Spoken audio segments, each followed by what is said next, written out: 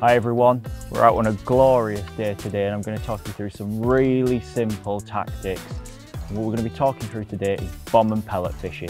Super efficient and very, very simple.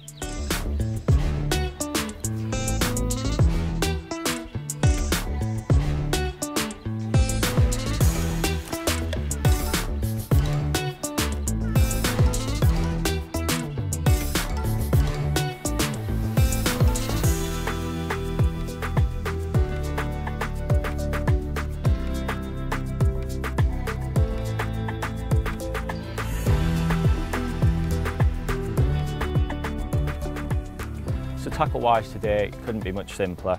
I've got an XRC 9-foot feeder rod. Reason for using a 9-foot feeder rod over a bomb rod is just there's a little bit more power in the butt section. So when you're catching a lot of fish or bigger stamp fish in the summer in particular, it's really easy to get the heads up. I've got a 3000 size reel, perfect match between the 9-foot rod and this smaller size reel. I've got an inline 20-gram bomb. Again, it's only a really small fishery today, so a light, small, compact bomb, perfect, makes minimal disturbance when it's going into the water. And then I've got one of our pre-tied 18-inch long MXC4 hook lengths with a bait band. That's a size 14 to 020, and all I've done is I've cut it down to about 8 inches in length. It's just my personal preference. When I'm fishing an inline bomb in particular, I like to fish a slightly smaller hook length. So these are the pre-tied hook lengths that I'm using today. As you can see, really handy. They come in the EVA spools that fit straight into our storage boxes. As I mentioned earlier, they come on an 18 inches in length. So if I just pull one off the spool, so if you just undo the pin, unravel it round, and the hook length's actually, the hook's looped through the next loop. Once you've pulled the hook length off, just pop your pin through the loop and stick it back on the pin so the hook lengths are secured. So as I mentioned, these come at 18 inches in length, which is a perfect length for if I was fishing, say for maybe really big carp, or I was fishing in the winter, or alternatively if I was fishing a pellet waggler. But for the tactics that I'm fishing today and the venue that I'm fishing today, I just think an 8-inch hook length, once the fish picks the pellet up, it comes into contact with the weight a lot quicker, with your lead a lot quicker, so it creates a sort of a mini bolt effect. So you're giving, the shorter your hook length, the less area there is for the fish to be able to pick the bait up and move around, so you're getting a more instant bite. So all I do is roughly take 10 inches off the hook length, fold it in half, and I'm just using a loop tire because I know that my knots are going to be the same size and super strong every time. Pop it through your loop tire, just wet your knot and pull tight, and there you have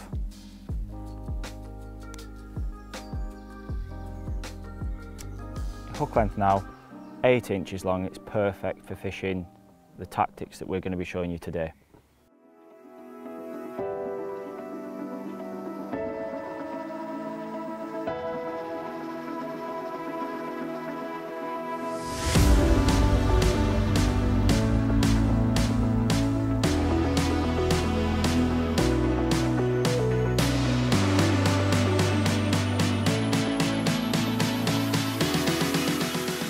So how to attach one of our inline leads. This really couldn't be much simpler. You have the cap, you slide onto the line. You have the plastic tube, which again is free running on the line. This is exactly the same principle as on our method feeders or any of our interchangeable feeders for that matter. And then you have the lead, which has a groove on the underside.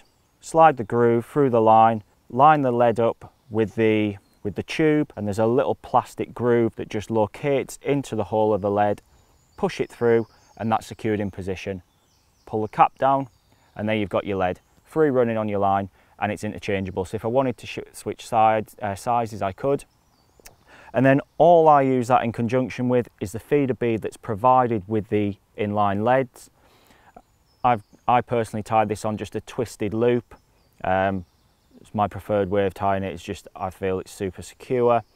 And if you open the bead up, you'll see you have a plastic inner, and in this plastic inner you have a hole for your line to go through, and then you have a little recess and a little cutout for your hook length to sit in. So you just get the loop of your hook length, slide it into that groove, make sure it's fitted in securely, and then this little feeder bead has a little internal part that when you push it into the tube, it just gives enough friction to create a bolt effect. But when the fish shakes its head, it pops free, so you haven't got to worry about if you do snap your line or anything like that, you haven't got to worry about the fish trailing the lead around. So bait wise, it really doesn't get much simpler. Got some fishery 8mm coarse pellets, and I'll use these for feeding and sometimes from the hook. Now a little tip for when you're fishing the bomb or when you're fishing 8mm pellets, anywhere that I go and I buy some fishery pellets or I buy a different bag of pellets from the tackle shop if I'm not having to use fishery owned pellets, if they seem a good batch or they're a slightly different size or slightly different colour, I take a few of them out and I'll just pop them in these little pots. So I have 2 little pots with a variety of different pellets, whether they're sizes, colours, and I use these for my hook baits. And I just find that swapping and changing either the colour or the size or even the density of the pellet makes such a difference sometimes when it's a little bit harder and you're trying to pick odd fish up. As you'll see in here, I've got some ones that are probably a really dark pellet that's 11mm. And I've got some slightly smaller ones that again is really dark, but it's a brown, but it's a really dense pellet. And with the denser pellets, you'll find that they'll sink a lot quicker. And with these lighter ones, less oil in them, they'll sink a lot slower, but they'll also break down a lot quicker. So you'll find that you can't leave your pellet out as long.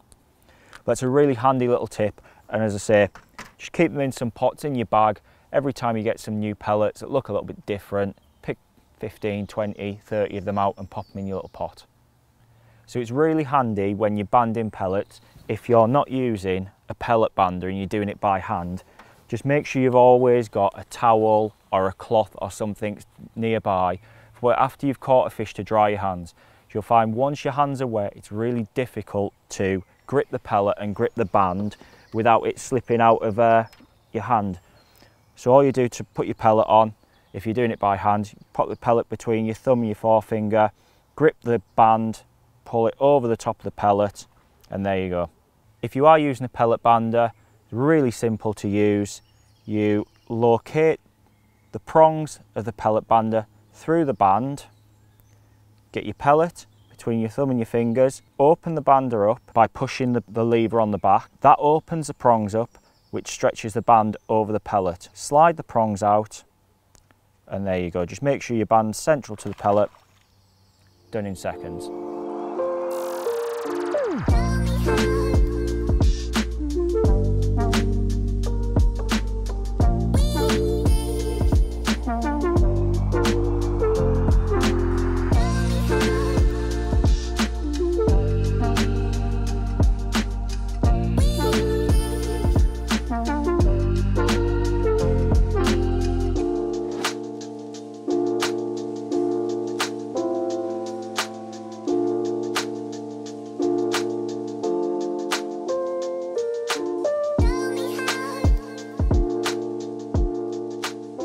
So feeding wise today, it's been much better feeding 2 larger pouchfuls of say 10 to 12 pellets straight after one another as soon as you've cast in. Predominantly I feel this is down to the weather today. It's really bright, it's really warm, and the fish want to be up in the upper layers of the water. So what we've found is feed 2 big pouchfuls and leave it between 5 to 10 minutes to settle before you feed again or before you recast your bait. If it was more overcast or it was breezy, and the fish were more actively, feeding near the bottom, I'd probably be feeding 6 to 8 pellets every couple of minutes and just feeding little and often and just trying to draw them fish into your peg all the time. So when you're fishing bomb and pellet, there really isn't a lot of variations that you can undertake to try and change catching more fish. So it is really important to get the feeding right. So today I started feeding little and often, and it was very apparent from early on that the fish just came up in the water straight away. So it's just really pays to sort of pay very close attention to what the fish are doing. If you're getting line bites, If you can see there's fish active in your peg, but you're not getting proper bites, you're just getting liners or small indications, then just try changing your feeding. You know, feed a little bit more, feed a little bit less. Leave it longer between your feeds. Increase the amount of feed that you're putting in. And over the course of, you know, maybe half an hour to an hour, you'll start and work out what the best method is for that day.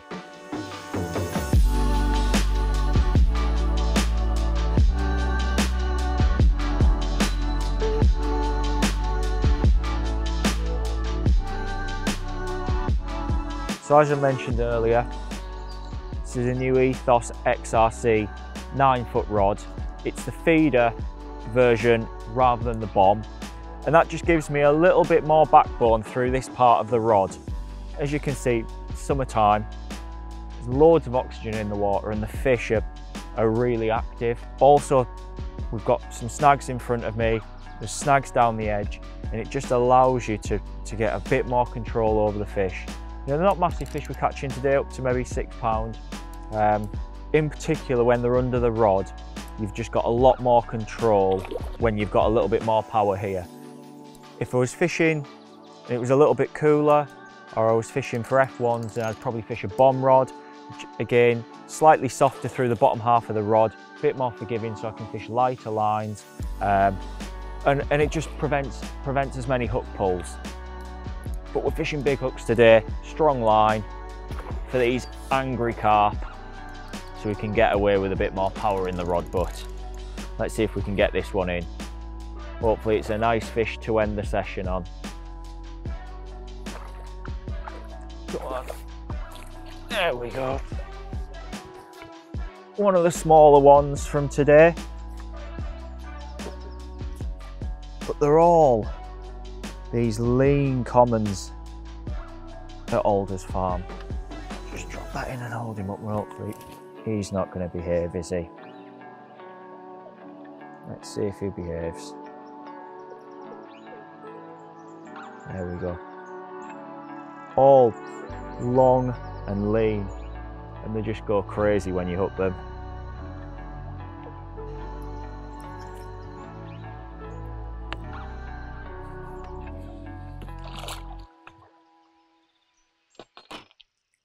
So guys, I think that's it for today. I hope you learned something from this video. My key tip would be, when you're fishing the bomb, keep it simple, keep it neat, and just pay attention to you know, your feeding and what's going on around you. So guys, if you've enjoyed watching this video, please subscribe to the Fish Matrix YouTube channel.